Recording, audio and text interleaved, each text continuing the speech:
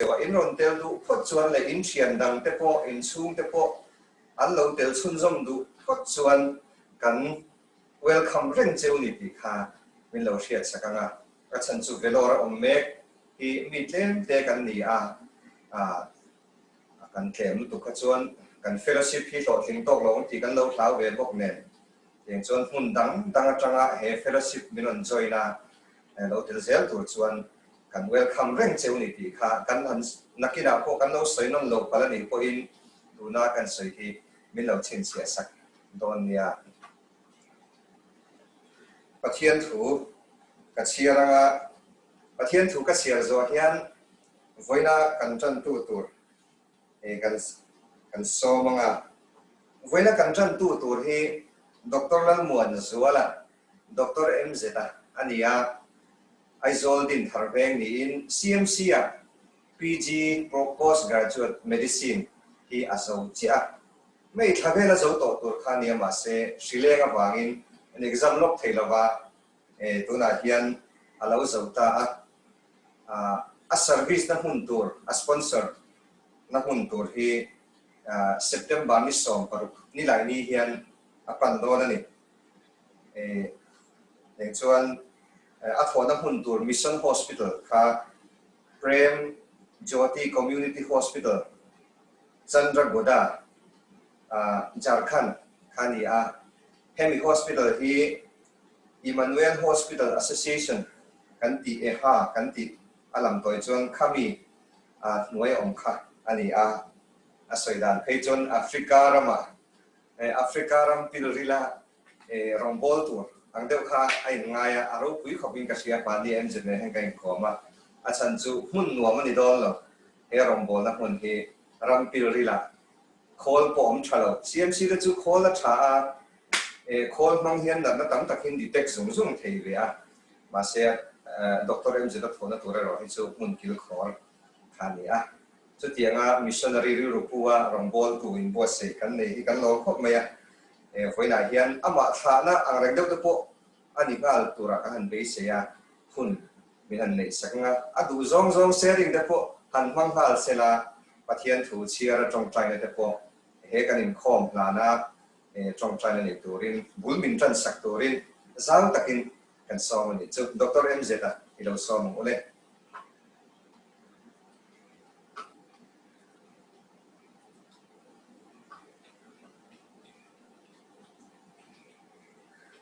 cái trong sự thầy tuổi bằng ai ama sain Pathian thu an chiat pho tanga sam number za pathum na cha khata tanga changa o kanun na lalpa chu fakla ka ko chung om zong tu ning thiang lim chu fakra u o kanun na lalpa chu fakla athil ti that zong chu the hel su ani chuani kholo na zong angai dam thri na indat na zong ati dam thri na boral lan lakata inun chu atlan thri na dil nei na le na te khum til thri cha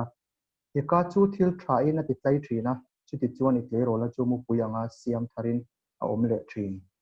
Zairemmawia Pachuau bung som ni pakwa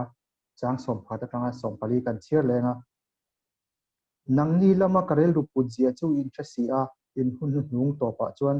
beithina petur che uin thil thalo ni lovin thatna ka ngai tu asin tin min lamanga ka hena in ron tong tlayanga ka ngai thang cheu min zonga in thinlung zonga min zon huna min muang nangmani muin ko omang lalpa thu chuak chonati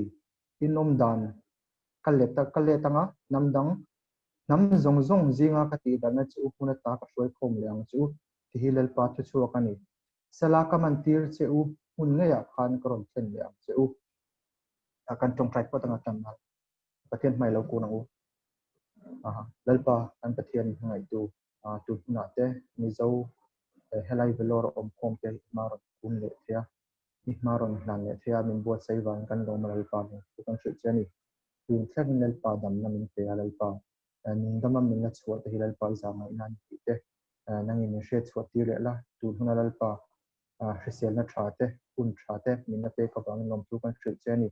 kan that reng bang lo ti kan hre am lalpa khong na bang kan lo me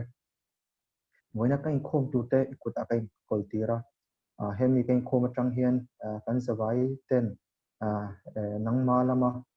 kan confusion te le lalpa kan har satna te nang ni sut ken saka mi nom pui nge thenan kon dil cha kan hun man le zel tura te kan hun kal le zel tura ku thiam hma kan ko tir ni chung chu ngai min chandam tu pa so pista hin kon dil che amen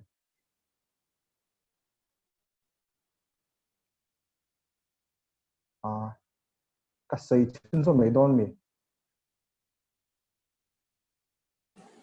sei sen zam mit som ve kan ai tura karinga tamma ma em athavek equal han sei ka sei to thawin ka hria ma chu mi then ka ten top win an lo nei ve thei tak an lo nei ve takin ka tia han sei em tur ka shelo amar chu testimony veng dewa han sei a tha ka tia mi lo hlok pui te an lo om ve takin MBBS ka 2007 khan kan luta kami MBBS kan pe kum khan ke ma kha atop na per kha kania atir first counseling vel ati ka chuan seat kha ka chang lo ni Pachunga University khan tan lu ve a car thum ve kha akum lai prepare tu mang chi khan amar chen tin muni khan Mizoram kwata kharon om belia katling chia kalu dam chungin ka kal ngai ne tu ni po kalo fiat lo Bihar kha arim khanon nam be a Bihar ka kan chu be ta atir ka chon ka hu por em pon lo ma ka cha em pon chuang lo kum first year second year kan ite khan kamu manga hi chuan post traumatic syndrome kan tiang PTSD kan tiang do kan relo hian exam kha khami kan tiang entrance kan tek zewa katling lo lai te exam te le turang khen te kan kamu manga hian changin kale nga thin final year khen kan kapas NBS akalu to ti kha feelings ka nei lo thin ni kami first year second year kan ni lai ver kan musit nei kan tok na sa ve thei lu to ka abikin Hindi kan thiam lo wang te vai hau cái này in compare kan thiam em lo wang te kan achan chu vai hau te chu hemi MBBS ta ron lu chin to te chu hemi thil dang line dang lo lu to emtinan vatia lo lu to kum khat kum ni te lo zira anatomy physiology te lo zir nuwa ban san le ron lu tia thit te ang khan ni ta first year is ta win an lo thiam to ani ta ni chon revision ang ni palo ni thita kani tanga chon khating han popit ka a har lu to ka average student ni to ka ni palo ni chuta nileng in jingdar eta tanga tlaidar live tlangi Hindi char cha khan manga hret thiam lo bok zana regi tok bok chiat man lo bok ni han ni ka chu ka thiam lo dan kha as well to em kami bang han depression hi chu kai ti thei lo ma chu nam dang ngai thei lo na te hetiang khatiang a pathian thu lo ama ra chu hetiang ni ngai thei lo ka nga em man depression chi khat ve ang chu ni chu chuan engtin tin ka first year kan pass be kami pathian khong ina nia second year kan lut kha Duncan Hospital tang hian hemi Vellore doctor timeang EHA how doctor how hian ka thakhi dana emo thakat dana te kan wei khat ka rong kal theta an boi chi chu kan thetiama CMC doctor ai ma hian boi mo ti tureta an boi over ta khami chung khan an Sunday wei khat te ka ro in da priya we mani how praise and worship mo khatiang ron pang tu te khan rong kal thrin tan an mani sum sengin khatiang khania khami te ara khakat nge an mani pek ka kalo zar zo vein ka shia khatrang khan second year tang khan ka zir na sa em ni ma se ka zir dan kha pakhat na ni tum thiam lam pang tum ni lo mi tan engting hei heting pe sheni lo face taila engting e ka chan thiang hei engting e ka an problem ni ka solve thiang ti lam pakan ka chia to ta khatiang le than zir ka chon azia ni thati ra PSM te khan zira PSM dik chu ekinan community medicine kan tia hemi health program tiang lampang related ta khui lai nge health ta kan hu la engtia siam thatung nge ti lampang ka family medicine chun tan kami MBBS level ka chuan khatang kan chia den kan loma ka anwa ka ti thei ni chuan MBBS ka ti thatlu tuk lo wang khan first September PG ka chu ka tum ru velu tu ka fine MBBS final kan ni like theng vel kan ama chu final year kan ni chau kan ka hani ngai to chenga hetinga Duncan ten meron Kloa kan tanan chachung hi chu an that ba kian kum kharuk vel ta chuan hospital kan ka thok veang kha ka tita kha tiang rel pu khan ka thok ta kharuk kha kum khata lo changa kum khat nu atle ma senior hau deuh lo thok ve an ba an vel wa khan anan in dai lo to ka mu wang khan kum ni kha tum lo deuh khan ka thok le ta kha tiang han kum ni enge PG tiang pe chu atira han thin ha lo chuan kan le khabu kha lo tui mana thil thara lo chua zel wang kan han thin nei ka han to thini kum ni hanin pai kha chu ana ka hei mishing dan ta ka ngai kha chuan anna ha ka ti ve thina kan sa te kha chuan fiam thian lungai du su na kina ya kling me ang kan ti thrin ta ni chuan han ni chhaulea kum ni ka tho hnu khan ka chuak ta PG prepare du wang khan chuan ka hanin prepare ve rian do na a first attempt pa khan a seat engemaw khatika chu ka hmu ve ta all india khan ama chu ka seat du tak ka hmu thei lo wang khan ka pen non le a second na khan eng tin moni pathian khongaina zara khan CMC ka lo thing ta king en apo ka lo en ngai lo CMC ka ka thiam na pe chona phalawa king en aken ngai lo shim boka ama chu pathian thil ti thena lang ka ti nei ka king ta a top lam kal don tai la CMC kan lu khan kan ka zam ve mani chan chu Mizoram Hospital atika chuan mi the kan refer theita referral te hi luxury chi khatania mi kan refer theita ama ro CMC kan lu to ka chuan khatin kha thei to silwa mi zong so kan sol pe kangaya khami kan refer thin ta ke mani lo mani chan lo ngai de to chuna bang kan ka hupur me ni ama chu pathian min shoya min kan shoya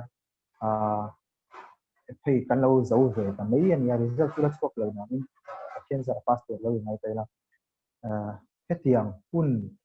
kanan thleng te hi alo om katia machine na ngai to chuan tuna 11 hi thleng thengem kan no pan lai khan min ta se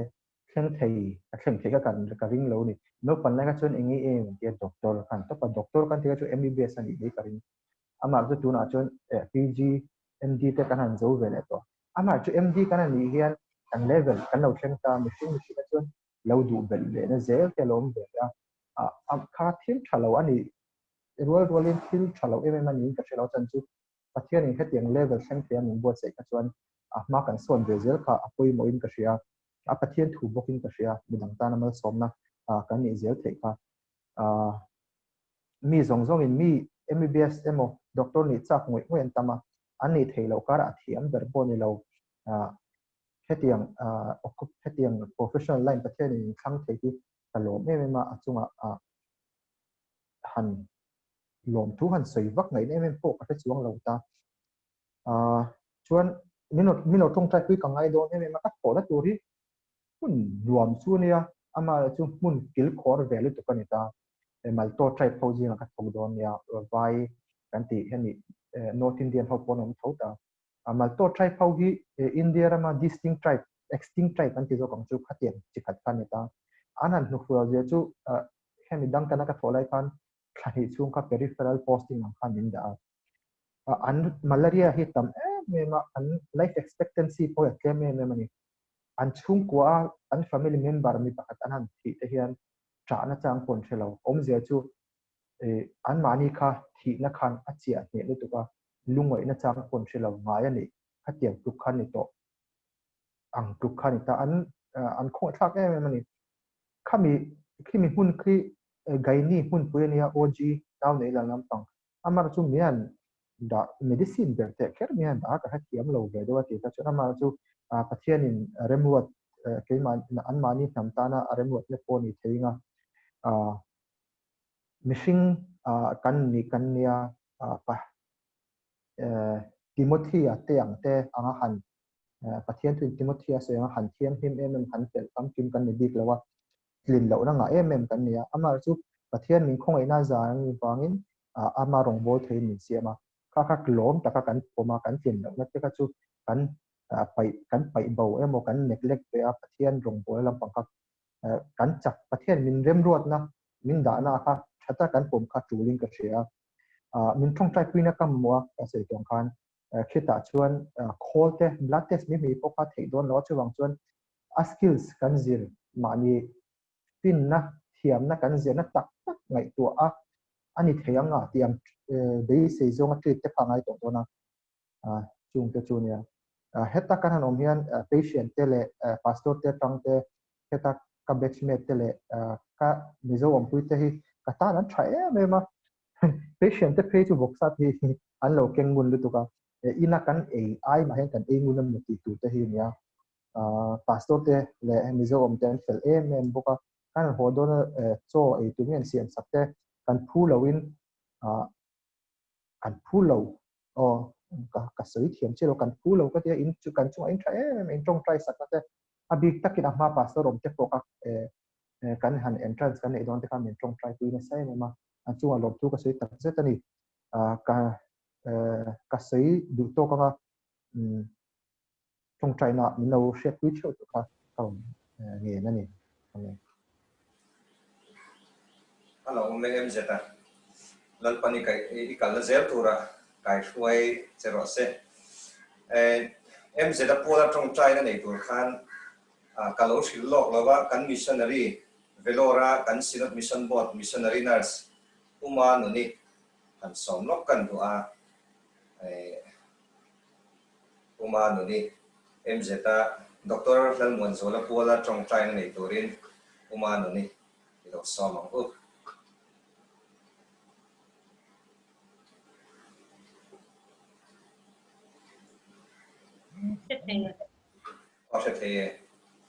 trong trai Nalpa kan pa do tak min pangai tu ifate nang in min insan ngai lava nalpa kan do na te kan chak na te nalpa in kim nang in min shia saka kan tlin law ang te in nang in min poma boitia nge po hian nalpa hai tu hona hian Dr. Lalmuanzuala nalpa nangman ipoma idua midang tanamal som na ni turin ibuasaya tuna hian PG te zawin helai Vellore mun te chwasan lo le ta lalpa ikai shuai na re yom puin som so bang khan hom tho kan un she cheni nangman khoi takin om puila chel tatla akal le na tura te lalpa midang te tanamal som na ni turai lo buas sai tong hian lalpa mi mang ang le lungai te nangma atanga chuak mangai ne na mangai enkawl nangma ta na lalpa mal som na tam tak ni tura nangin fin na rem shia na te thuam se la athiam na te nangin ti kun saka midang te mangai the na te midang te khongai the na te nangin pek se turin kan ron tong try saka lalpa do tak min pangai tu akal na tura te akhosak na tura te achen na tura te kong eng kima nangma lalpa ompuin mal som la lalpa do tak min pangai tu ani poin nang maro puina ana hu be se la lalpa nang mata na in pek na thuk zo ko lo ni zel the na turatan imal som nei khoi na kan nge na lalpan chung ko pum poitan kan trong try sakani anlom be em ang ti kan ringa anlom na chunang ma lo ni sela lalpa nang ma lom na suzo kan nei se the na turin na in mal som minom pui zeram che helai huna kal santak akal santura chian te le zelai te thok tu shang phlai huna mi te po nang man mali so ma yom pui ze turin kan ron dir ke ro puin zong sungitani se don huna hiani ku dok ya Dr. Lalmuanzuala kan ron hlan non le ai ke shwai to na song pa in dom pu kan shile ko ka che dali so Christ-a hin hen kan dile amen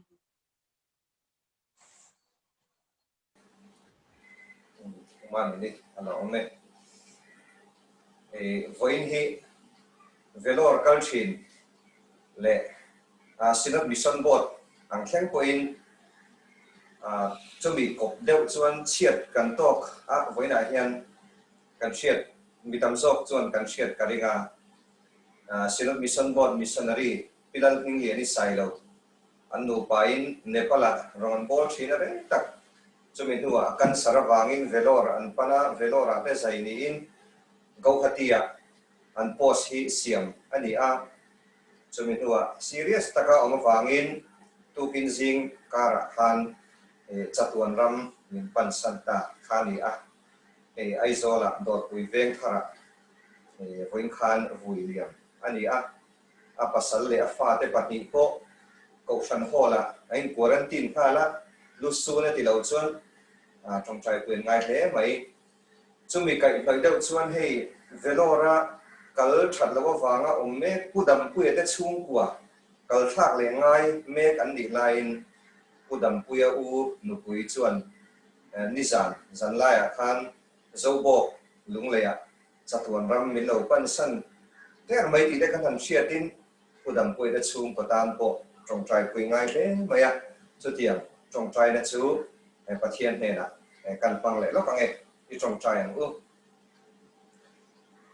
lalpa voin lali suwa Christ-a thina hnia athole na ni kan man me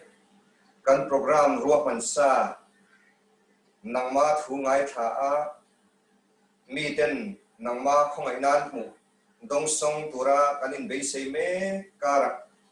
kan ruwa man lok lo tla se un huna hian hun kan han pang le ani ni zan lai a khan pi Lalmuanpui Zobok lungleya Chatuan ram min lo pan san rem mai chumi wang chuan Vellore kal thin te chhungkua pudam pui te chhungkua anta ni thamuan na kan dil saka lele van lal berini ang khan ivan thamuan na top te thei lo chuan I thamuan na lali so Christ-a khong in ro pui tak lo chang serati in helai Vellore me pudam pui te chhungkua kal thak tura in po sei me te chhungkua khohara kan trong trai saka zobo ka pimuan pui na kalsan apasal le afa te pati te nu le pa u nau te zong te po ivan thamuan nei chen chil turin kan trong trai sake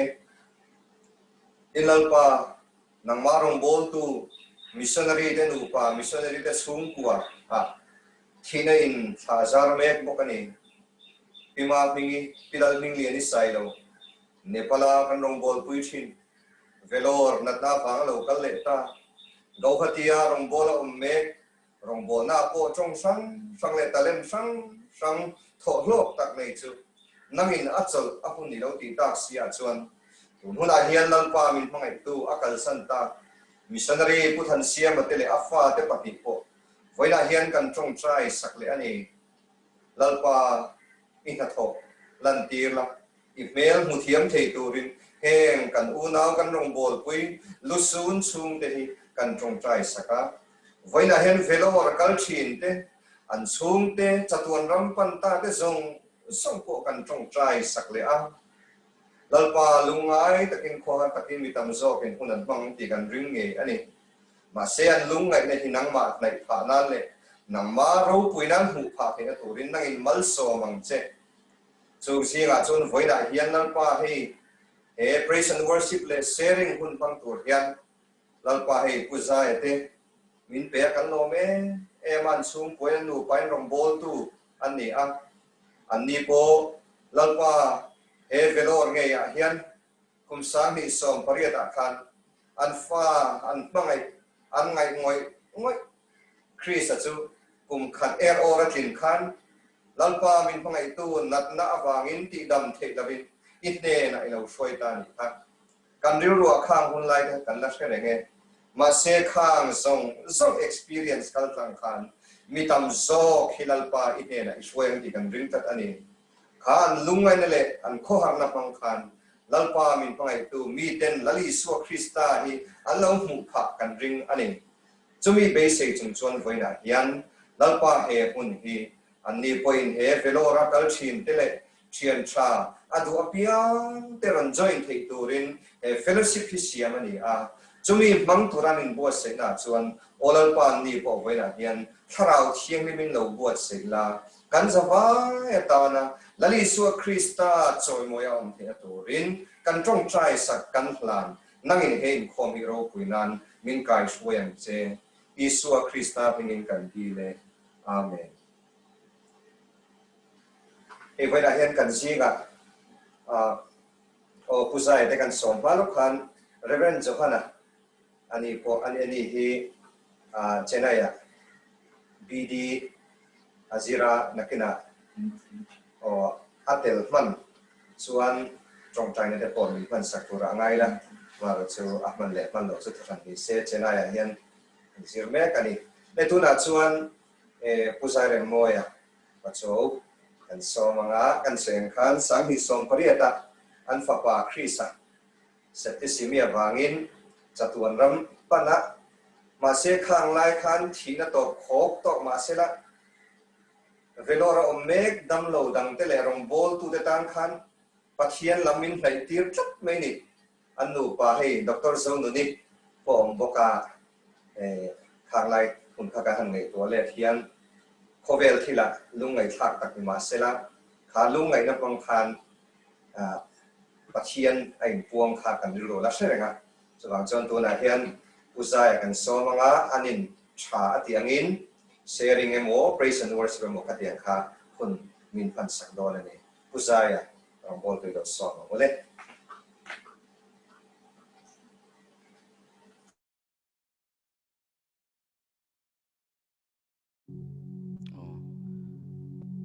Vellore Mizo service online Inkhawm zong te sibai kabuk chewa when you hian hei kapur kapur na chan te bo presentation kan nei lo ka nge bu be te ole screen share thei chu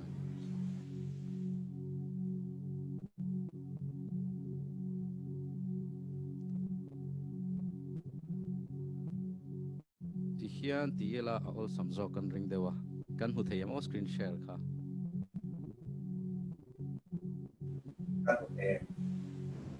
ole ti hian a point wise in kan da zung ani jana khanin a chan chu point nei lo hian lo tui lu tup te hi ola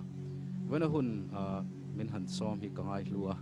kangai hlu tak zetani thin lung ril takatin kan ngai hlua a chan number 1 a chuan tunlai mi tui hal lai mamo em te access theya online hun big pan ngai lawa mani mutna changpon mani bathroom atang mani bedroom atang po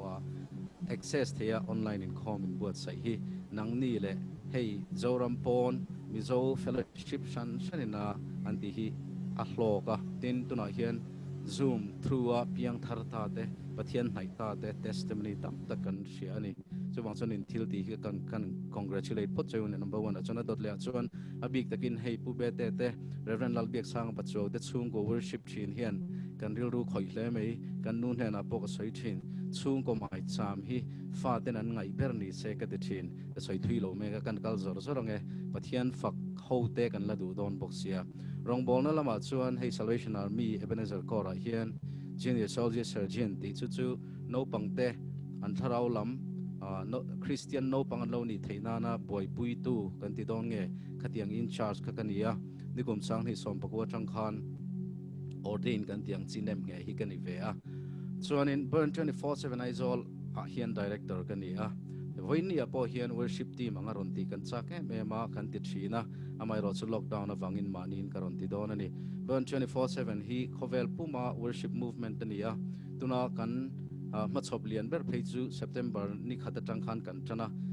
ni zathum somru panga kum khathi chumlo chatlowa pathian hi aphu em awanga chibai bukna le fakna praise and worship nei kan arrange burn Canada in an organizer chu tuna hian keipon hemizo hian da rukvela hian shift kalanga tikhan khovel mun rak sangami hian pathian hi malakia kan huangin tlang tina ni chuana tanga tlak na thleng hian fakna choi moi na tong trai na rim tui kha hlanin kum khat chung be kan tuma September ni khata tang khan bul tanani kan chhungkua chu thala ka kan ti lanang hian tiang hi kan nia ke hi Zairemmawia Pachuau kan nia kan pui hi Dr. Zonuni zonun sangi khiang te ani etuna khian khorulian a khian PhD medical officer ni na oma hi voin ni apo hen kan nu paron lan kan chak em rolin ani chu duty na post a oma chon ke hi Mizoram University a khuan joint registrar ni in finance ka omani chuan Abigail le Timothy ten ni a kan fa te hetilaya kordum ha termit vo hi Abigail nia korpol ha jacket pol ha kapom hi Timothy lal ruat sang ania tin khemi korwar ha te berkhi jiu ta nia chon ni china kan chaplain ina sangta lang kim lo da thana ka mo zo ni tin pe la pa alang kim lo mo okay kan ang lo sorry kay ma kala play lo shim mani hi now it will be fine tikha na try kim chuang lo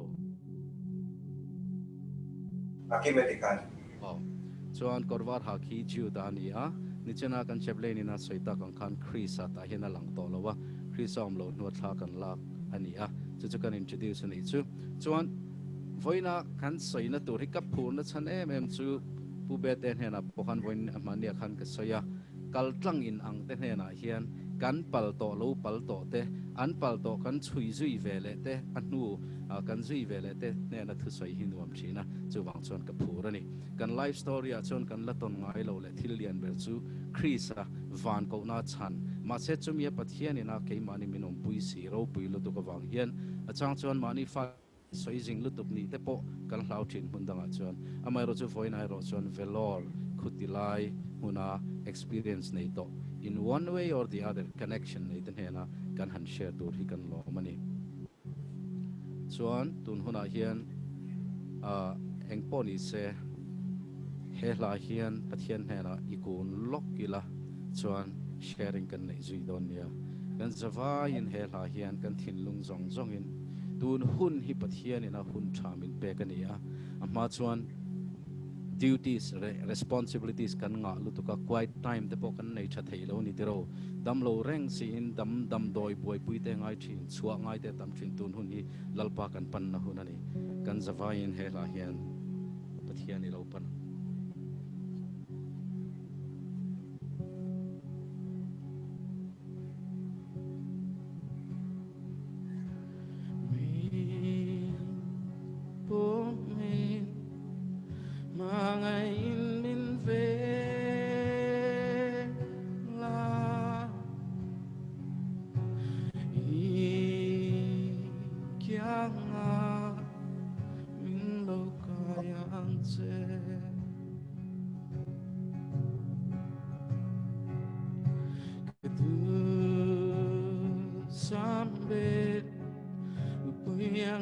sang ta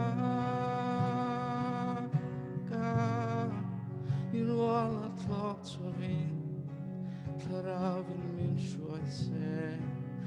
mai ro pui cha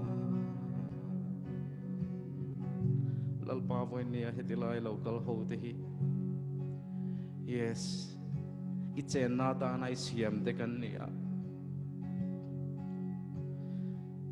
kan du kan momo zong zong kan him na kan chak na nang mai ni a kan ron pan chani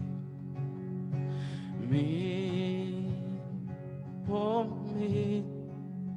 ma in min ve la i kyam na min lo ka yan che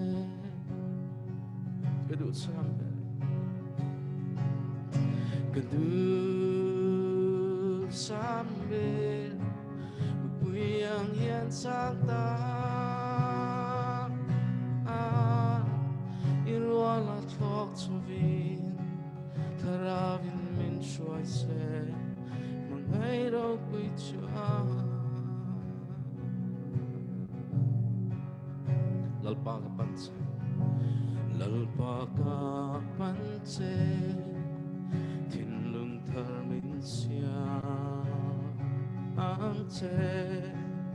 ko ngai na lo wa ikyang chhungkua yes chak lo te tan lalpa ka pan che chak lo na zong zong te hi lạc sắc đón cái chia mà ngay rồi quy cho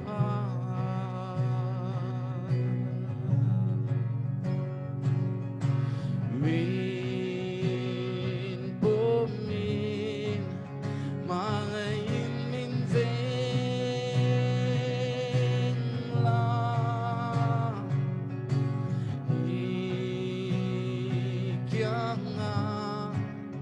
min lo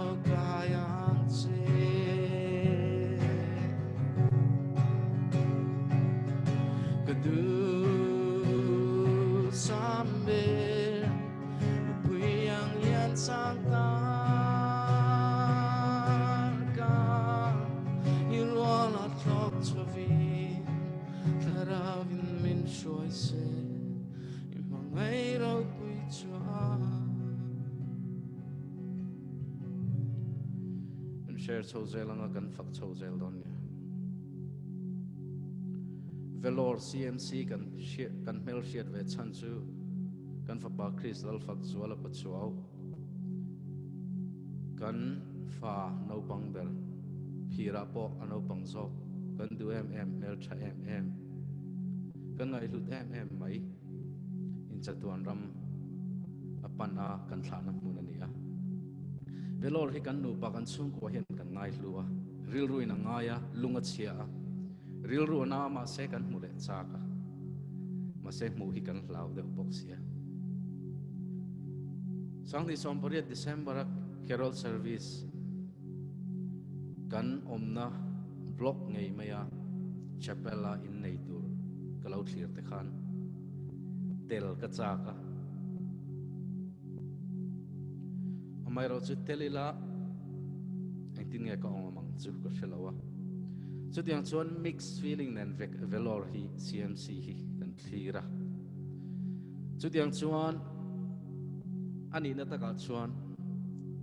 natural realm ringot atanga thlir chuan Vellore chu a ming sai po hian chiat na ni don te po hian a lang thin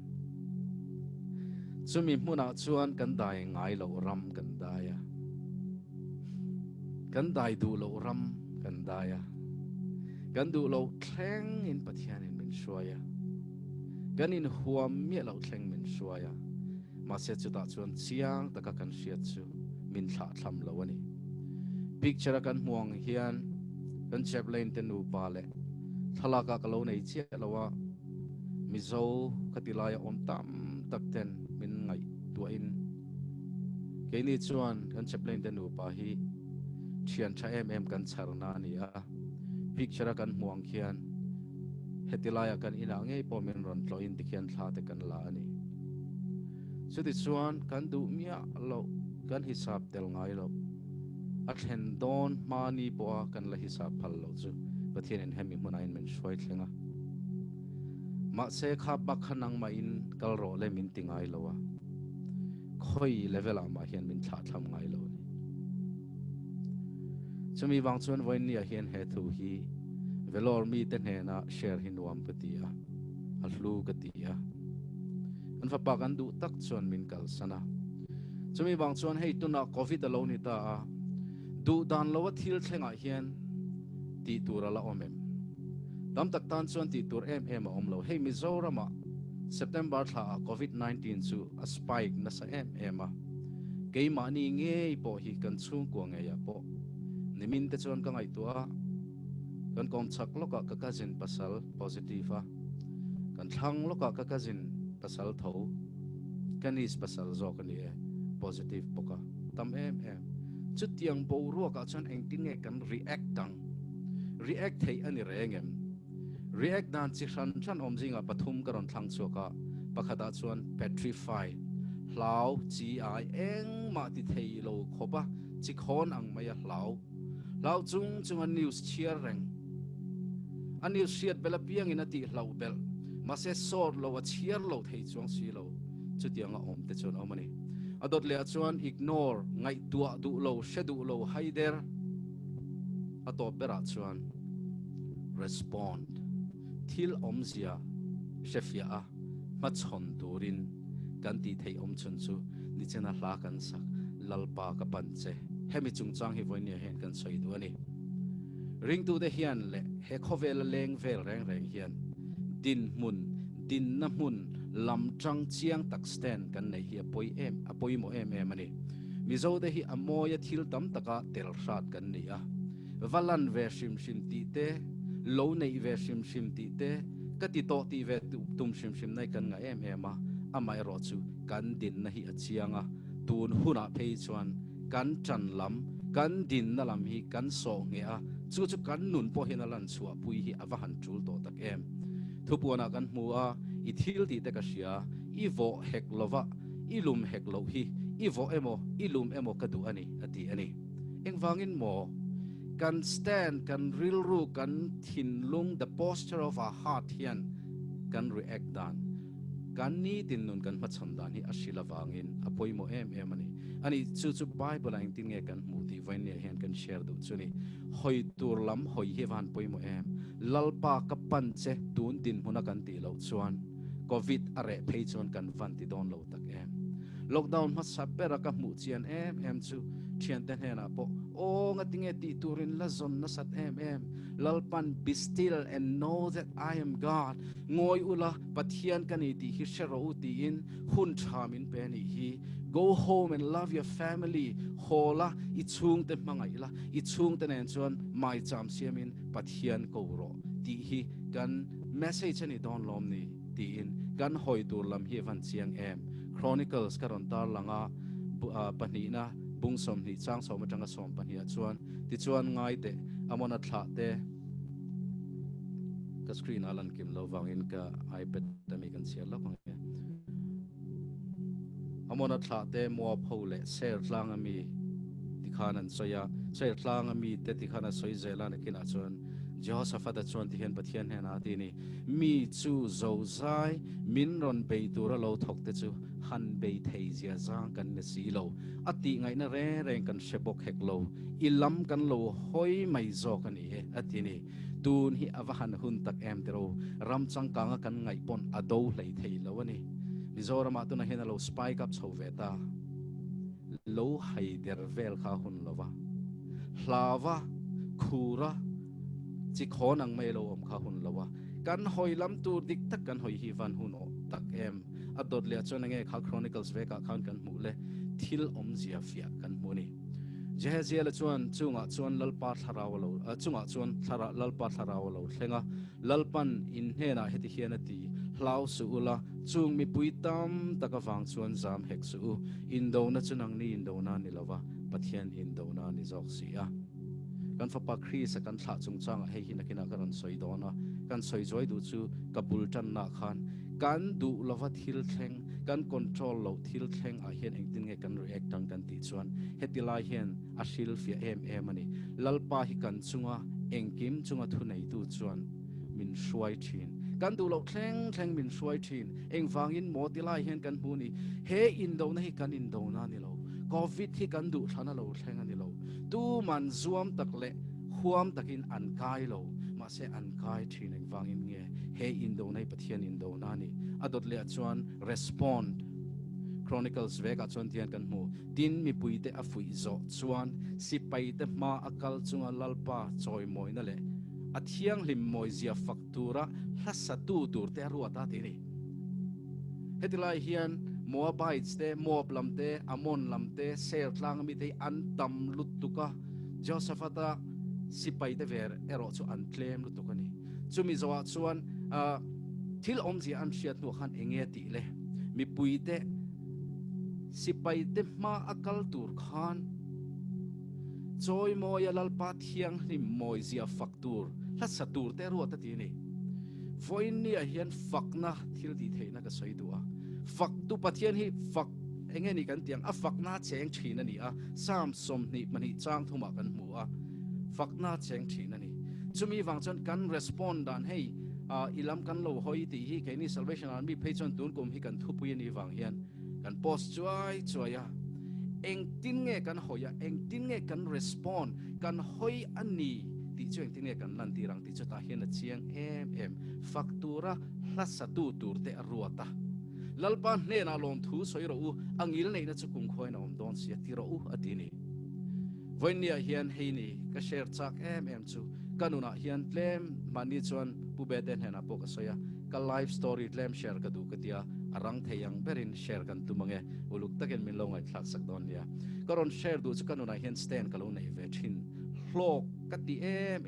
hlok ka ti tul chu hei hi ni tin chu hlok ka ti em ka stand chu ni na po hian a be na sa per chu mi chu God is good pathian hi a thani ti rin bur hi ni samza na chon ti hian kan huwa lom thu soi chungin akong khara chuan lut ula fak chungin abiak in hung chung kot laya chuan lut ro an ne na lom thu soi ula a ming chu fak ro ati eng wangin mo kan fak motang ke ngei po chu ke ni ngei po chu ka fapa athia thiturin kan tilo kan neih zong zong ai tam adam theinan kan pe chungten ko shanin thianten min tong trai sak hun tam tak velora kan mang eng wangin nge kan fakang yes kan fakna san chu hei hini lalpa chu athasia angil nei na chu kum khwaina omanga arin om da chu chuan zong zong thlengin a omang ke hian athat ta tur hi kalaman lo mai ni voina ka thil mu zong zong hi achia ke inti maila lalpan atha ti chu atha zo thafam ki mania wangin tha ani chu ka ring tlat tur ani eng wangin nge chu chu poimona em hebrai bung som kha chang ru ka khan kan hmuni nima sela rin na lovina malom zong mi ni rual ani lo pathian he na local chuan ani chu a om ti le zong tu te he na loman bek mangani ti rin tu rani ti hi mu kan hmuni yes chu lom nuam chu le lalpa chuan min ai vena kan tan thil tha ti do na ti a chuan kan ring te ta chu rin na chuan lalpa hi kan lo ti lom the ni awahan ro pui tak em eng wangin mo kan fakanga enge that na chu angai tua che wangin min provide ang ti hi ka te lai tangin ka ring thin lekha kan zir line lekha zir zira sot lo na om to lo an ti thin ma se na kamamo hun chuan lalpa kan dil ta ti hian ka dila lalpa nangma kan nai na tur mun bera min daro tura hian ani na taka chuan hlo nei lo chung point nangma hi ka ring tok lo che hlo nei han secure pheilang chuan ka thiam tam takte ai fel lo kan isia duang tok la lu tila nangma nai lo te hi a hlo ma chu wang chuan nangma kan nai na tur bera min da la tin chu mi ma chuan ka tharau nun hi tun aya hetin min siamang chekati zomin huwa chuan sai tuala ka thokta kumsari le thariat ka thoka a story ka soi thui lawang ma se hetilai ka soyang hian min tha nia ka chunga thuan soi chu mani lo ka po ka chen ten hena ka share le ka ruang chunga po kha aya tha khan an soi lawang eng wangin nge pathian in min da na mun hi a hun tak le a mun tak ani chuan chuda chuan hlo tling le hlok em min hun kan lo mang thei ni thui ta ka share lawang e adot le chuan uniquely made sama chuan kan hua nang le ke hi inangin min siam lawa voina online om te pakhat ma hi in angin min siam lawani chumi kong awan big takin thalai ngai thamek te inom chuan uthir mek te inom chuan hei ka shil tu chu don't listen to rumors mi soi hi oi su pathiana hian thu tak hi zong chuak ro samza somthum pakwa ka mu hian kalom lutuka kari ruang la fam kim lo chun ni tin amitin a hmuwa ile khabua chun ka peng te zong zong hi aziak fekani ani te la siamina om zela apakhat ma lo mai all the days ordained for me are written in your book before one of them came to be yeti come on ente chian tha ngai zong nu pui pasalila nei lawa single she om viawin in ngai ni mai thei pathian hian a chin chi atlat che example pakhat ka sayu tila hian MA second sem kan zir lai chuan historiography paper hi oma kan u tam jok chuan he paper hi chu harlu tuka in zir tek pon om zi om chuang lo tin a teacher hian Mizo adu sa lo bi kan tia ka oi du lawani eng wangin nge kan that na tura eng kim thok hian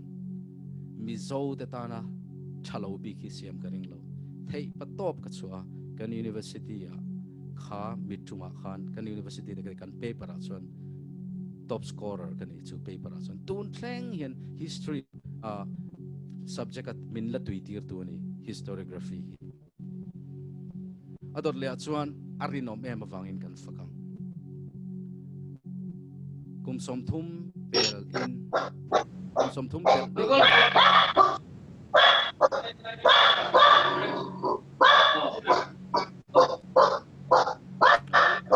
som tum dei tui chuan ka thian te tam jok chuan lupui nei vek ta chuanin mal in ti chang hi ka nei thina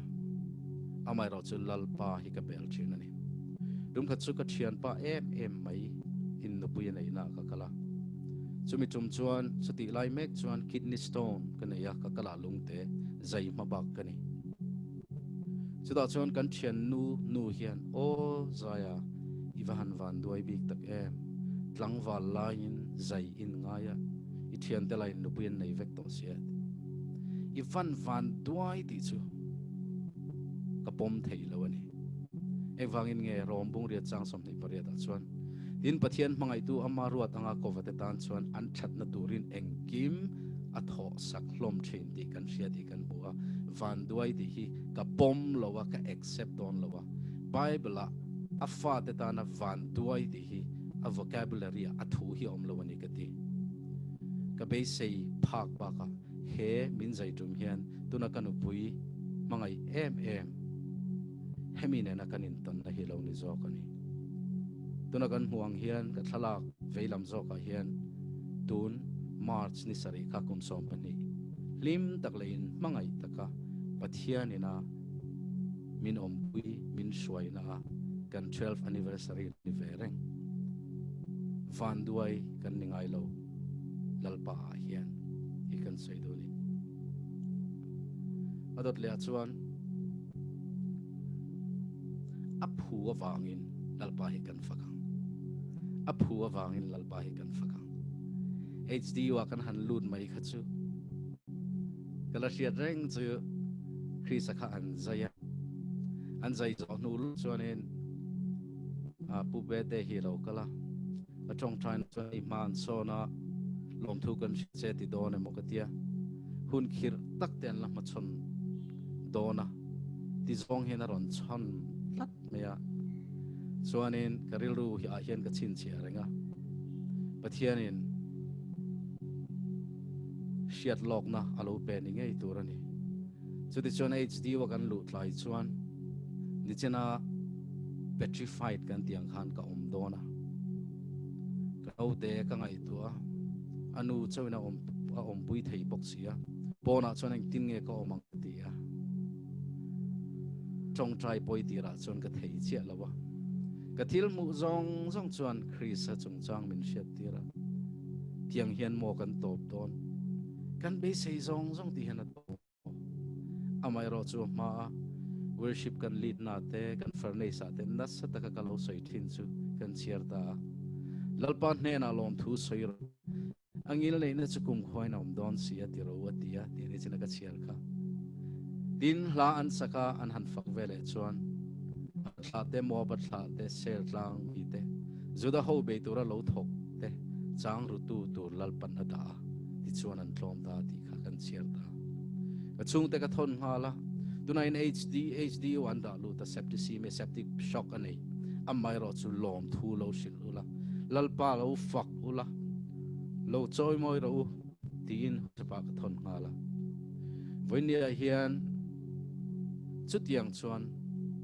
hun kan mang chho zela a story thu ye me ma voin hi Christ story soi hun tur ani lawa amai ro chu lalpa arin om na le kan journey kan life journey kan nun kan zin kong amin suai na thil tam tak ani wang voinia hian thil han shle du chu hei kan nei ni Christ-a kha chutian zai nu chuan a thadone mo kan ti nuwa septic shock anaya pancreas na a zai an ngai le ta ni tum khachu zai han ti meng odi a suai lu le ngai ta odi a chuan kan lo ha ka anu u nen pona hian kan lo ha ka minute som vel chia anga yang kan ron la chuak le ang an tia amai ro chu minute som li panga pon ron la chuak ta lo ril ru wak na se em tin nge ni yang kan no te kha a har thei lo nga min ron sil ngam lo mani le katia apia lo ka doctor in bia te khan va sil zok ron tin yang te katia keima hian ka tot ta upu pa har sat na ka nei ta chuti lai chon kan upui ka bula om po chu atala tal me thut na khan ing tin nge oma ka vatia eng tin ma chu atia ka zok lai chon anwa soi ro chuan tho thei loin thidon ong mei khophian har sat na lo to kani chuda chon ka ti tur ka shata he hla tu na ka ron sak tur hi ka sata ni chuti lai chon Mizo hla hian alom lo Mizo hla hian nikum masa kan hon hu lok khan ka leta worthy of it all David Primer hla ani a chu hla chu ka sata ka sarei lo re nan corridor khan ka thei ang khan kan sa chuta ka sak chuan lalpa fakhi phuni engkim nang ma tanga lo chuak ania engkim hi tan vek ania ro puina mutlak bereni chuwang chuan tun huna hian ti in pathian moi na kan nei chu kar lowa Christ-a chu an ron nam chuak ta chuti chuan a chunga khan an lo buai tak zeta an lo buai tak zeta an ron nam chuak ta ni hla hian pathian fakle choi moi lokadua a thu hi a ol em em a thluk po a thei thei min lo zom don ni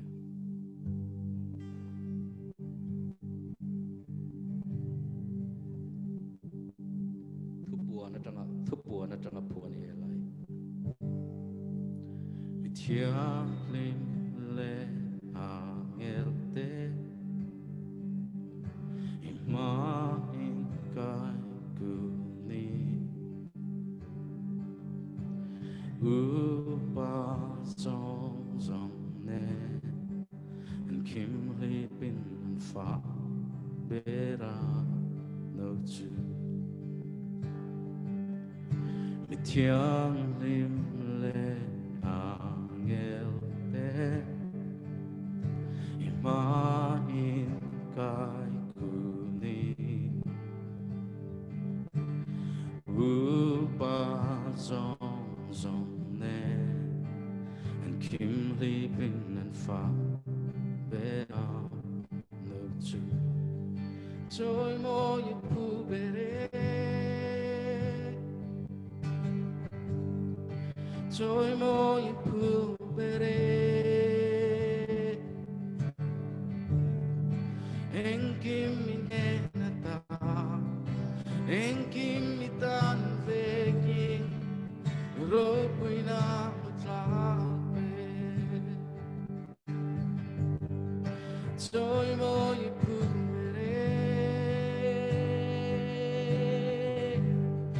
Joy mo ye pu bere Enkim minenata Enkim mitan vekin Ropuina mutlape Joy mo ye pu bere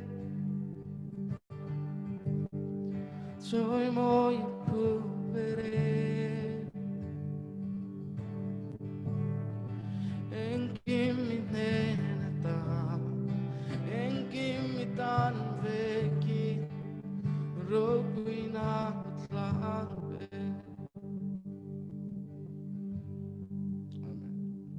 Hela kasak na chan le voini apo karon sak chu na chan chu eng dang ani lo leya ka mu theya khan pathian fakna chan dur hi kan chung ko thila chona om lo ani ma se that na ka mu le wana aro puina mi thiang lim le angel te ponan lo pek to kha ka lo zom thei reng maya chuta chon ma thok thin ani silal zar moi kan sia Mizo te chon atla kan mang na sa em me na kinabo Allah karon thlang do na chumi he na po chuan anu apa thi nu loka anu thi le a rilu na em zana tong trai na chuan lalpan atla pek chu voina kan sakla tak em chi bai kapu ka che ima ka lo ku ne ti he ni o kan to me ka chuan thil tha kan hulo ni mai thei amma ero chu thil tha kan hulo ani mai theya amai ro chu kantana chaper asia ta wang hian kan fak thei ni kantana chaper asia ta wang hian kan fak thei ni daddy knows best ka tin ka sia chin ka keima sia thei chin chaper hi thani se chuan rin tur chuang ka nei ngai lo isa kan huwa ka ngai tu na te hi i ngai tu na ne si lawa i om dan te chu ka om dan ani heklo lalpan na ti van khi lei aya sang zo angin ka om dan te hi in om dan ai na sang zo sia ka ngai tu te po hi in ngai tu te ai na sang zo po ka ni atini voina ka chu dan zong zong hian chevek ma se atha zok sia lalpa ka nei wa in cha di ka sia ni Christ-a akal don ni khan zinga kami cabin NXC tanga kan nui namin ko chau chu Christ card ka kalo ken thei ngila Christ card lam tura kala ka chua ka tlan chua lai chuan karil ruwa hian I will praise you no matter what happens eng po lo theng se ka fakang che ti hi ka ka tang hian ron chua kani chu chuan voini hian lalpa hian Christ ala don ti min sia tir chuta chuan kan tong trai thin lalpa iti don tak tak to mo ka van ngai don tak em ka van la u ya o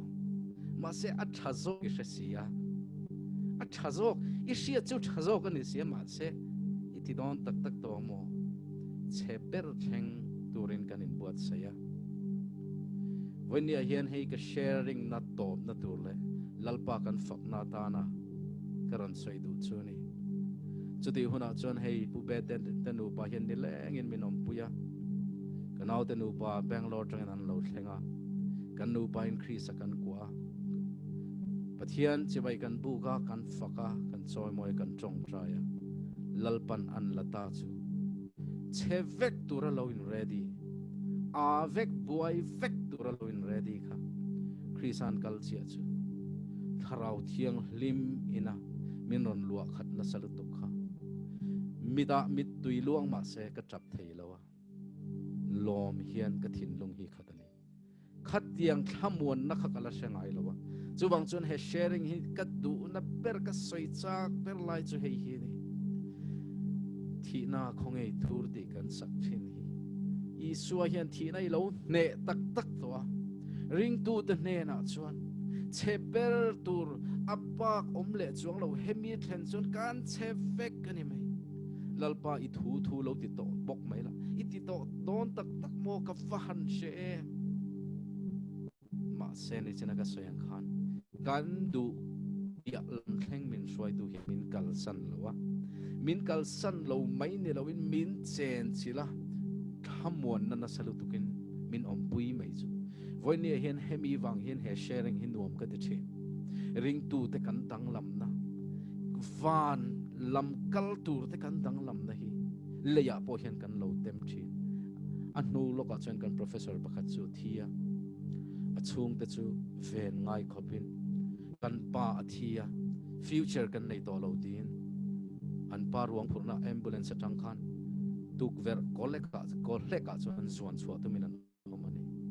keini ro chulal pan min thamuana min ompuya ha tam tukin min siama kan soile lokange Christ-a thih mani lok khan kan nu pa hian kan worshipa changle achang ka soya changle ani na chang soya kan nui na chang soya kan worshipa mak em me chu Christ-a khak kan enkawl rei ve ang renga an nu phei chu mutha lei thei lo amut tonin ke ka lo dam lowa kwa de thalawa Christ-a tho athi mani pe ka jong ka thla hi la ka cher lai ber niang gum kal ta chu nga chuan chutiang khopa chaw to chu kan faka kan choi moi chu mak em me chu Christ-a chel chung khan khuma khan minute somli panga hi thuk lutuk hian kan mua kan han har che chu kan chak nai ron om thar fakani ma ka chung kan tlu che tong kan chaw lutuk kan ti kha mo sian hena khan lo so yelo male my presence will go with you and I will give you rest ti ka ompui chenga chu ta chu ni ha dam bo ngati pathian min han ompui min han tuam mei chu ka thei to lawang hei aya ni khat dang le chu kat luwang kan ti kha min ron ti chak le ni chu lalpa hi avahan tha e kan du lo china po min suai tu ni chuwang voin ni a hian pathian fakin la pani vela la sak theng em pu vete Esat I voice ka di rin le voice na okay ole the kind of time a chai o ole la pani vel kan la sadonia pathian fak himo fakna chen hian ro pui lutuki a hun lo lai ber angalanga hian alo hun ber sia tuna po voinia po kan Sunday school kan no pang te chu ka fuya hun tha in nei la hian na satakin fakru ka board ti mai su in fak pe lo lai pon worship la play reng ro ka lo ti ni o thih na hian kan kalna tur tilanga kan kalna tur hian kan thih dan bo ruak a shilani chuwang chon lalpan na salutukin khati hun khan min pe a thalaka kan muang khian Christ-a hetilai kan venga aizola kan thlani chuan a hladu em a hladu antila kum khat mi lekani engtin nge a hladu iti binti mai thei mak em mai chu Christ-a na ti ngai na om to lo lai khan ICU wa om Dr. Sudui khan Nursery rhymes tay nei lom ding atingi entir lo atia Nursery rhymes san YouTube kha a en pe to lo an nalutu tia kan entir po hian screen khatian ati son zela worship la abik takin tuna kan saktur aizola kan vuina po kan sakle chumi hla kan pek phechan angai thavung vunga kha khana chok thin te hian ka siani HD wa kan lutira a pancreas na lutuk chu chet po chet thei lo om reng kha a in peng kang thin ani a pa tan chuan mu hi se om ngoi ka fapa ka en chuan ka down ngoi ka chok thei si lo boite itor ai tur thei ni la o ke point ka tor zo lo tur ani sia o ka ti ICU doctor ka ko ni chin lo ka na chok na kan pe ti monitor ka en chuan heart rate sang em ma se Jehoshaphat chuan ilam kalo hoi engtin nge ilam kalo hoi dan chu ama fakin the song book hla hi voi tam tak dar kar tam tak HD wala IC wa khan ka sathina ka saklo pon ka play thina nurse te khan a chang phei chon min ron zom thina nurse pakhat phei chon pastor mi ni amin dia nilove Christian kania ka fapa na hi apula hian lalpa fakka du nei ka tia ka fak chen fakna thil ti theina hi a hun lo ang beralanga khan alo hun berani chutiang chuan amma pathian in ala khona po chuan tharau thiang hemin min om puini story pani rang demin ka soyang atsmal ka sap kan siang man kuma Taj Hotel Mumbai ale CST rail station an nasa taka bom le in ka na awanga mitam taksuatu Pakistan leirol firfia kami atsmal ka sap kha kan la sian ka ringa anunga man om chunani a chuan pune a an khai lum don zinga chuanin news kha live khan update kha ka chiar hala athi dona thu soi chu ei hi ni tan in atang an khai lum don chuan avamak le si ve hetiang ani theilo atini alo rin chin kha alo rin chin ala kha alo rin chin diklo kha atoba chuan lungai na tra na hathial na she om na swai thleng tu ni amai ro chu khai hlum ni lo ka hlum ve tho shem ve tho dang em chu Andrew Chan te khan ni Andrew Chan kan da shen ka ring man kuma khan sang ni som panga khan ani hi pastor ani an tia pastor ani tin ero khachu jela pian thar nuwa pastor an ti ni pastor khai hlom tur ani khongai takin lo tong trai ro Indonesia sarkar in ngai dam nan ti SMS in don ve ka ring Andrew Chan le athian te po khamo drug peddling awanga manan ni a Indonesia chon drug sum don na hi a serious em an ni khata mi som ni that anga an khesi chutianga rita da chun ni Andrew Chan le thian te miu sukumaran te le midang som pakhat kha tani na khanan piang thar tlat mai amai ro chon pian thar wang khan khovel dan chuan angai dam haulo ka hlum an ngai ta an ka hlum don chuan engien ti ve thung le avamak le si ve kan be sayan ti lo reng an mani mentor ten an mu chuan music maran chuan ti hian atini pastor Christy tuna hian mo ka kalna tur ka sia tu ma ka holo zela tin tuna kan chung thurel te po hi ka mangai ani ka ngai dam vek ani zela po mi zong ka ngai dam vek to ka mangai cheti ka sil vek to tuna hian engtin nge amai ro chu hei chau himin shero pastor ati azo chu hei hi ni tuna hian lalpa hena ka kal don to a lalpa kong khara chon engtiang anga moin nge kaluang engtiang anga lalpa ti lom zong in nge kaluang ati pastor ril rualo om hal chu ni china kan chiar khani lom chungin hlasa chungin a kong khara kan lu dan tur chu azir tia ta an ni ve thung ero chuan an ni ve thung ero chuan avamak le si ve an tiro. Bless the Lord, oh my soul. 10,000 reasons no pang ponan shiat vek khala mangkhan lalpan panta. And on that day when my strength is failing, kataksa lo chak lo huna kei ka lo chak huna po iming hi ka fak zelang ti in chu hla sa chung chuan an kala silai mu chuan an o chu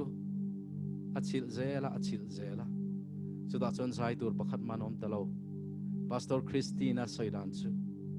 chuti huna chuan tra le lungai le she om na hen min non tlak buak ka ringa ti ma se ateu lo mai kan mu thei lowin plastic shift hi an ron da chuan an kap hlum vek to ti kan sia trap a buai tura kanin ngai chu mi thiang lim telal pan aseng na chuan tharau thiang lim na tho ro pui lu tu ka ron thlenga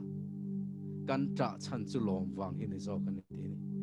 voinia hian nang le ke hian lalpa fak hi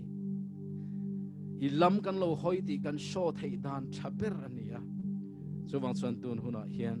lalpa fakin kan zain hun lo mangila tuna ka sharing a la kha an sapodila chata la pakhat karon thlang lenga chuan voin hun chu kan mang du to don nia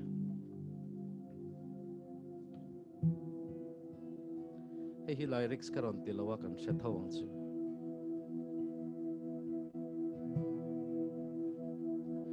Bless the Lord, oh my soul, oh my soul, worship His holy name, and sing like never before. Oh my soul, I'll worship Your holy name.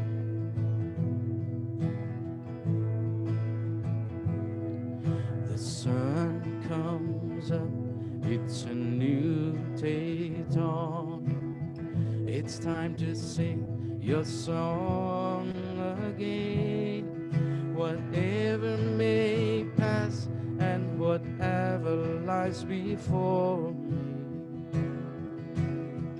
let me be singing when the evening comes.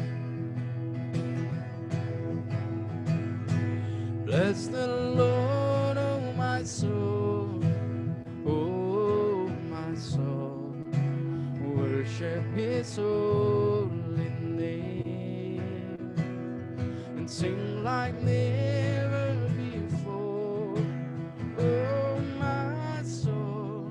I'll worship Your holy name.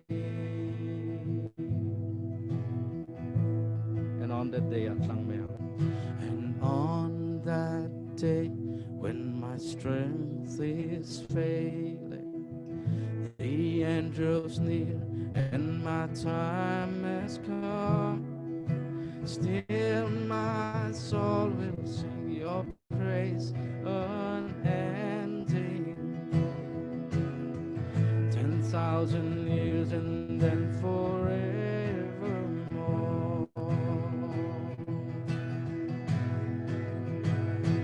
Bless the Lord, oh my soul, oh my soul,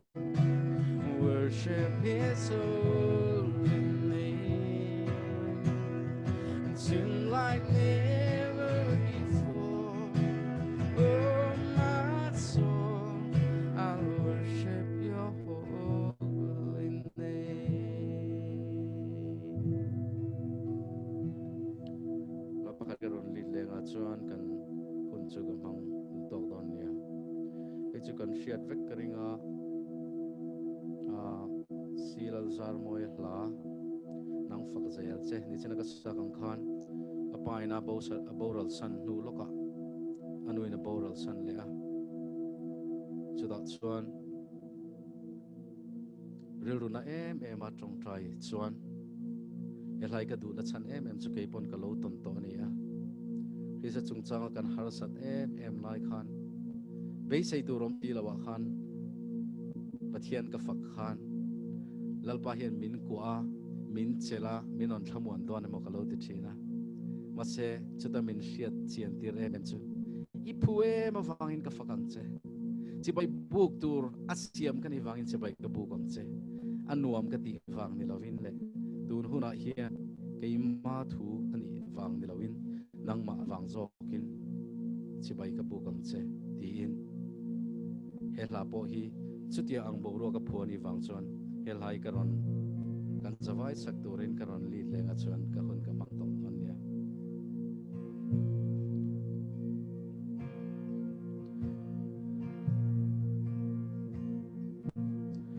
kan sinna hele hi zo lungai na hun mai lo ni lo thleng chin ma se tranin kan khar le chi lungai na le mangan na in min chim boy lai ni ya tu sing nun nge mo nung oi ngai le sing mi nun thleng chi sing mi nun na thleng chin hi kan rel le ro tang lo Zairemmawia Pachuau ngay chi Roman rail sa kuni kan bui thiam Christ-a Zaia amatsu kan pa ni mangai to lova mangai tu su sabai ka bu ka che chi pai ka bu ka che Magalogune fakna kalanate katiam na te na zonge lungai ni lo tren mase lim lo na karpo se nam fakzel che kadu sameni nam fakna la lo che Nang fakna lo che si bai buk lo che la he tharau re thei ta kya khoi lam nge hoi yang le nang pathian chu in ni heng kim chung aro re tu ne lo hian tha chỉ bay ka bu ka che kan zawai chỉ bay ka bu ka che ma kan lo ne fakna ka la che ka thiam na the na so nge lungai ni lo theng ma se lim lo na ka po ni se nang fak che Kaduk samberni Oh now we don't lie Oh now we don't lie Shimi kan lo pian chan hi Siam tu chi bai buka Ro puina tar langa Amata na in lana Nena in pumpe hi Arong so botu kan lo ni chi bai ka bu ka che ma kan lo ku ne fakna ka la na che ka thiam na the na so nge lungai ni lo thleng ma se se nang phật zel che cái du sa berni kan thin long zong zong in kan zawai chi bai ka bu ka che ima kan lo ku ne fakna ka la na che ka thiam na thei na chong em lung ngay mi lo kleng ba se lim lo na gar po ni se nang phật zel chi cái đức sam bên ni nang phật zel chi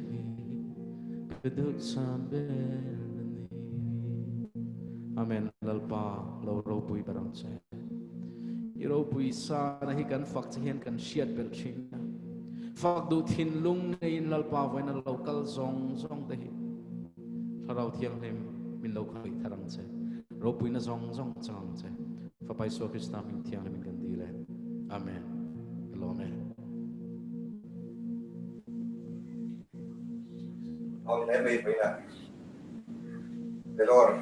har sadan thu per to mishing na ma chuan to ni a Zaia te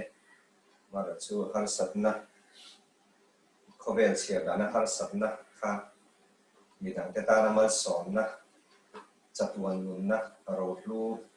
athara Pathian na pek na rem cha lo lia kan lo ne mai hun tu tak mai kan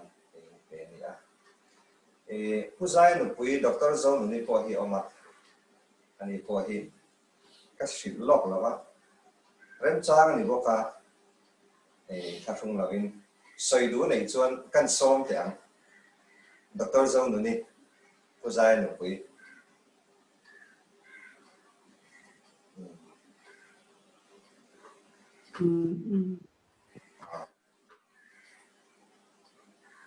zo no ni Ikan sai the đừng đến tangin ya kan nurse kan staff nurse yang kan lo ngai chavere ngani chokop nei ya hey izai khala no sei kalau sila kalau ngai cha lai bo khan kan thei hil du to le book sa kalau da thad vek to kha aron phor swak le oti chungchang te khang ru she ob na te kha ma se chung she ob na te kha tu na ka ngai thak chuan kalung ngai na min ti bel chat tu ni lo pathian ri nom na kha kalau thei hil to tam tak kha min sia chhati na sakhop nai pathian en ri nom na min kai shwai na zong zong te kha kalau thei hil to ni chu ma se vai ni han khang kha ka shi chhak thaya ka aron sui chhak ka lo ma Vellore fellowship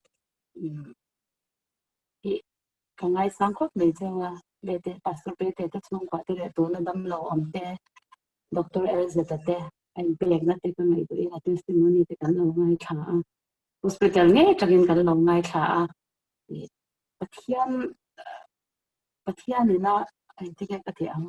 anam shwai ni hi kan lo van han ablo van lu em ka te ma ni khan ilo mu ve mai thei fb a khan vai pakhat pi covid wala de team di noya motor lian noya muren to na ZMC a khan anda phone te nei lowa an le sakan te mizo te kan tro mai na hi hretu se ti te khan mi te khan an te ta thin long ta ka lo space lal pa ya na mai ja hi te ma ni hong han lo sha se ti ka thin long ka nge ka lo se ve chu ni chu bang chan mizo te chu po ni lo khavel nam sang sang a pathian ni na tu nang hun top to a ti thu dik asla te le Inkhawm na ting pathian kan neih lo mam ka te tin tukin zinga ka lo chara chan thil dang dei te ko te bung ni kha ka lo chara kan Inkhawm na po ka lo slia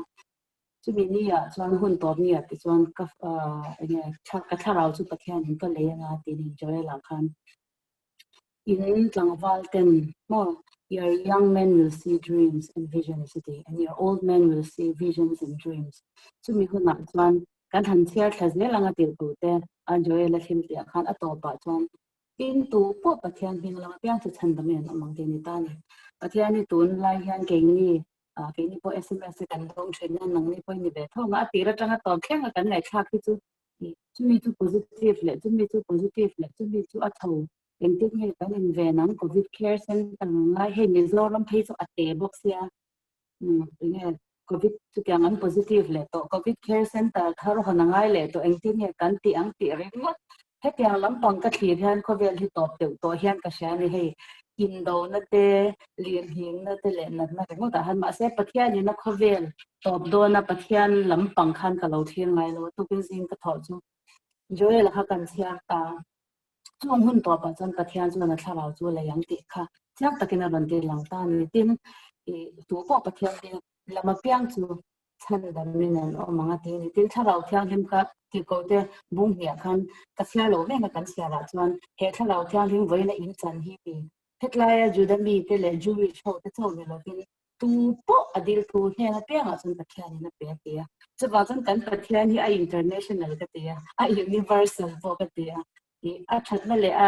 a fel na le a that na hi Mizoram te asor bing si ning ka shelo kan nam te asor bing si po ni lo tu po adu apia tu po adila pia he na chuan Pathian he na khongai na le tharau thiang him hi pe thina tin hemi khun to pa hian Pathian na tharau hi a le na le do na ni aron le pur do din ka sia he pandemic la ya po an aron le do na chunga chuan ke ni Christian lo am su be hi ke po hi ka trong trai na chu kan kharang ka trong trai na chelal pai lo kai ke to sia van ram ka kal le kan lo to chu zo na le chan na ni lo ke phi chu ka kal chak lu tu Christ a thi ti kham hey post trauma stress disorder an he ka nei ve ni ke ma po thi sak na pe mo tin ka khata ke ka kal te hi ui wa to ya mi su lum se ka van ti tak ti son va na ma ka kalanga he ka fa bula ka kalang ti de kan in su ka tang te han lo hai thu tin ka thatai la swan thi ta thu tai la ti na te thi chak han ka khat the na ne ke ma ka ka thi chak ngoi khatia e ma thi chak ha ka la nei mai lo wa chu wang chon khatiang ka nei lai khan chuan selfish tak le mani ma sel tak khan ka fa bula ka cha ka wang khan thi ka cha the ni ma se tu na chuan lalpa ka lo kal do na van ma hian kanin mu do na ka fa pa po ka mu do na ka ban lo tak em voi nia kha mi thi chhungkua kan tong trai pui te po khan missionary te kha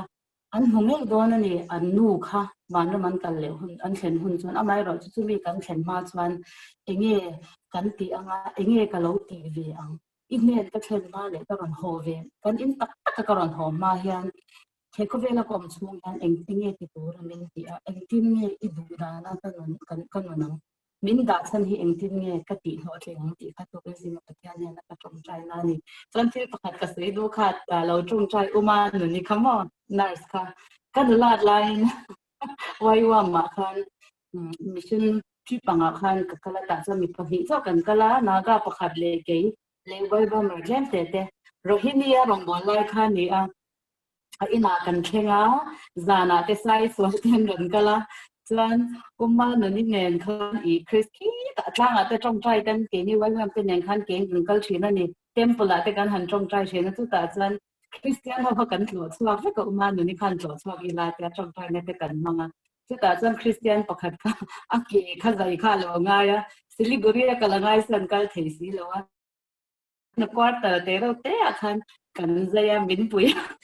ama kan hule kha ka lo me ma ni lo ro on ti pho ka lo she lo wa ko man cái nên hule ni lo mo lut ka ni chung sa ka sai thai ni le tan ma sam jo ra se alo me me với đại hiện cái đó cái chuyện tạm dọc khi bị động tak cái chuyện cái này à cover để na tăng chân bị động là tổ khóc anh ấy mà sẽ phát hiện hiện diệt tiêu đủ mình lấy trên xe vàng hiện chúng ta cần cái lu ông bóc chú hay là muốn là rong bò là ông thể hiện đâm lâu cái chuyện hậu bị động nó lại nó thu gì hết chen po kan the thei lo ni ma se lo tor pui zel ta chewi la kan voi pui thei lo ng chewa ti kha ka ngai to te la ni le la ma chong ka te ga blind tak me kan lo voi pui top top a usai pon sera zon pon sera in hun lai in to lai kha athar oi mai thea e po ka ngai to le ta eng tin nge khang kha kan no in voi pui thei ti kha ri lu film hian ka ngai to le zo ka in feeling ang tak tak ka lo feel ve reng tai la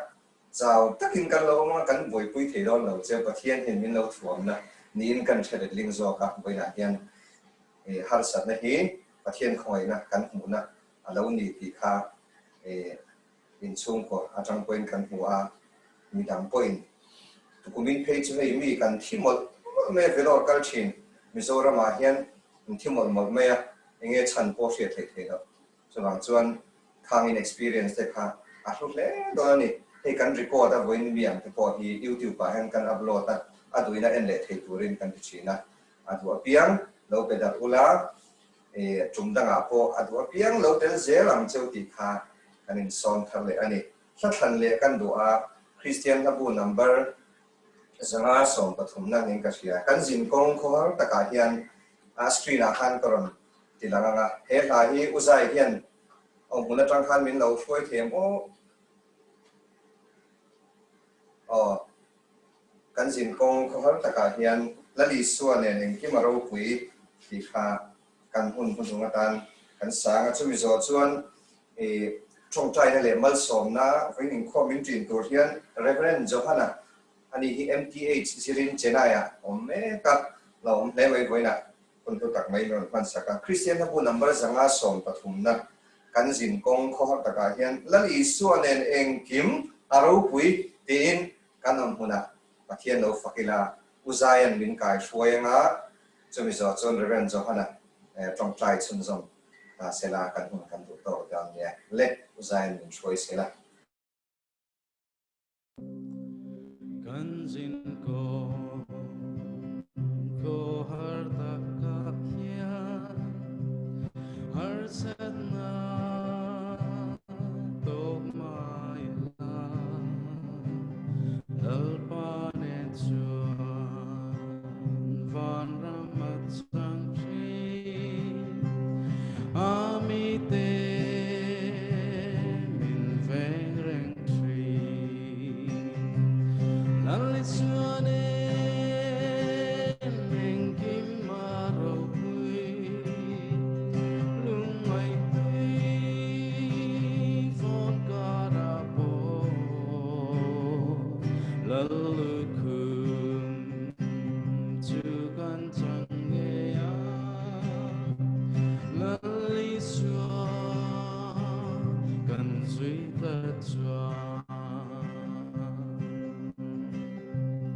kan tho rim na kan zo ri kan jin kong kan pel ni anin min lo mangaram ma chuan lo horo lo cho to la Liaison engemaw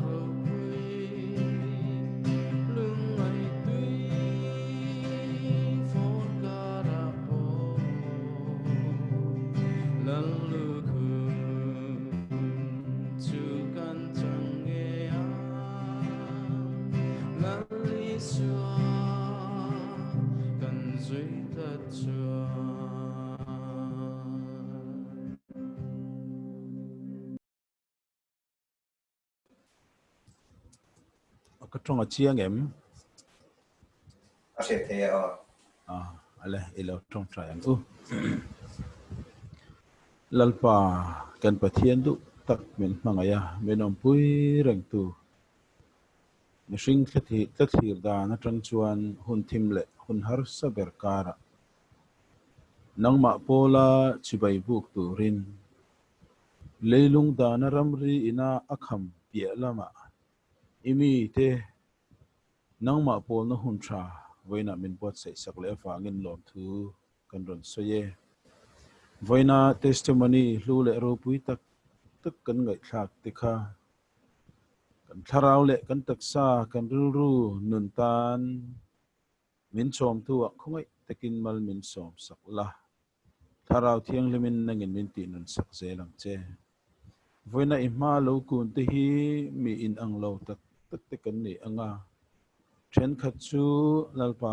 nat nai pai reng te po kan ni anga chen khat chu nat na pai ti in shalem lo te kan ni a chen chu dam lo te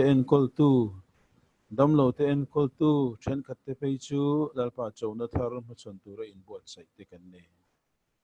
lalpa ikut pha ro pu chunga kan ron in kol ti re eng ang din muna po dingila khoya po omila eng po ti ila mishing te tlom le chaklo tak chung hian voina local khom te hi ikut pha ro pui thil ti thei chunga kan ron tlu te chu ikut pha ro pui chung ami chu nat na rik po eng ang nat na rap thak le tri bai om po khovel thil ti thei na rap thak le ro pui bera an soi po in min khoi thei lo ti kan thria a kan thla amuanga voina hian engkim ti thei pathian kan nei chia i khongai na ang chunga kan ron tlu ta nangin ikut chakin min chel la kanin khom min shroi na zong te awangin long thu kan thrina che tuna hian kan lalpa iswa Christ-a khongai na te pathian kan pa vanami mangai na ro pui takle tharau thiang hlim pol na om pui na malsom na ti dam na enkawl na du om tak chu khovel mun tinakan ring tu unaw zong tele in Zaia ne na hian chhungkua in lo omareng ro se amen awan lo ve hoin chu Inkhawm kan thane ma mun sang atangin em je da po thom takena kalanga zau nu de te Zaia te zakana te umami te po ron join ni ki